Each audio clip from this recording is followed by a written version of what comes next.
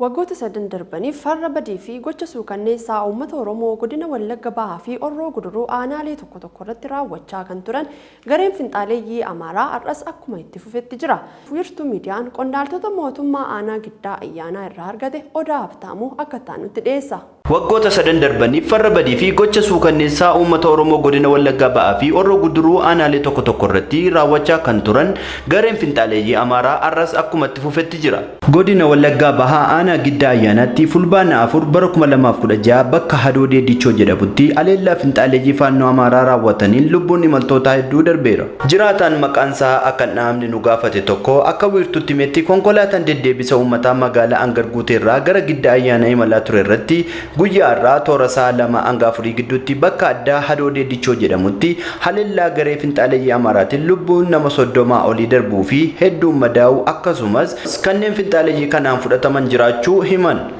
Amma taateen iddoo kana asii naannoo Giddaa Ayyaanaatti ta'uu baay'ee kan nama gaddisiisudha. Raayyaan ittisa biyyaa hidhannoo guutuun miliqee saba Oromoo odeeffannoo hin qabaattu kaleessa dheengadda maatii tokko keessa nama fudhachiisaa ture.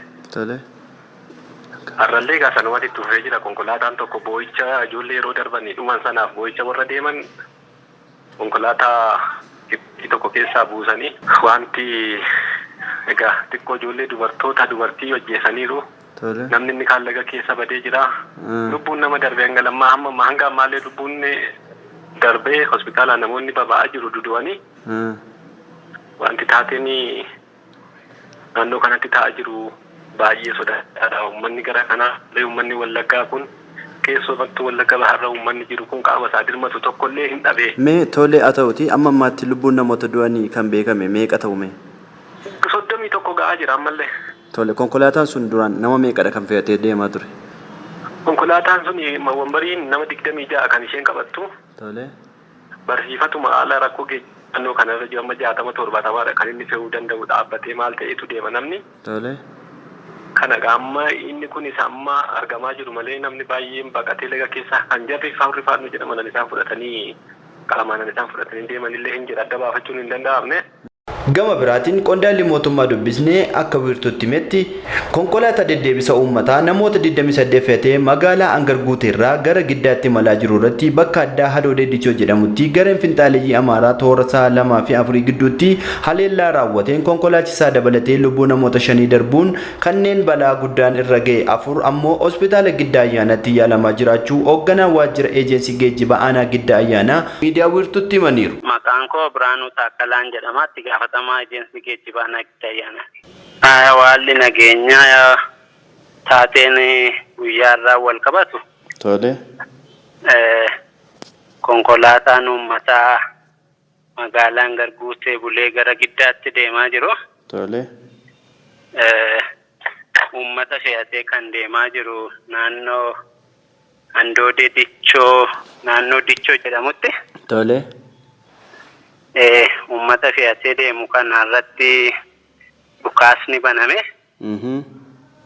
Dhukaasni banamee ammatti kan reeffii hospitaalaa ba'e shufeera konkolaachisaa kanaa dabalatee nama 5 irra ga'eera. Tole. Kaani konkolaataa kana keessa kan bu'an kan rakkoon kun irra ga'e sabuutee isaanii hunda adda baafachuuf qulqulleeffachuu hin dandeenye. Tole. Hagam manaa bilbiltanitti namni 5 hospitaala kan gadi ba'eedha. Kan hafaniis riskii sadhumaarra jiran jiru. Tole. Amma kanaatti finxaalessa Amaaraatiin naannoo gammoojjii ganda Hadoodee Dichoo naannoo Dichoo jedhamutti rakkoon akkasii uumamee hawaasni keenya gadda bal'aatiin guutamee kan jiru. Dabalataanis sochiin sakatta'insa humna nageenya naannoo fi raayyaa ittisa biyyaatiin naannoo aleellaan kun itti raawwatetti itti fufee jiraachuu addeessaniiru. Dhumarratti odeeffannoo lubbuu namoota darbanii fi yaalamaa jiranii qulqulleeffachuuf hojii gaggeessaa hospitaala Giddaa Ayyaanaa obbo Irkootiif bilbilee isaanis miidiyaaf ibsa kennuu akka hin barbaanne nuuf himan. Hello. Nagaa keessanii? Nagaa fayyaa. Gaazexeessaa Odaa Habtaamuun jedhama. Finfinnee irraan isinii bilbilaa jira. Miidiyaa sollaannu. Maal jedhu? Miidiyaa waa'ee nu dabalaa jira. Miidiyaa immoo sollaachuun dandeenya. Namoota qaama seeraatiifis ta'ee jiraattota naannoo sanaa hedduu quunnamaa jirra. Faanumaan gaafadhu odeeffannoo jiru malee akka ogeessaatti miidiyaa ilaalchuu hin danda'u. Tole, galatooma.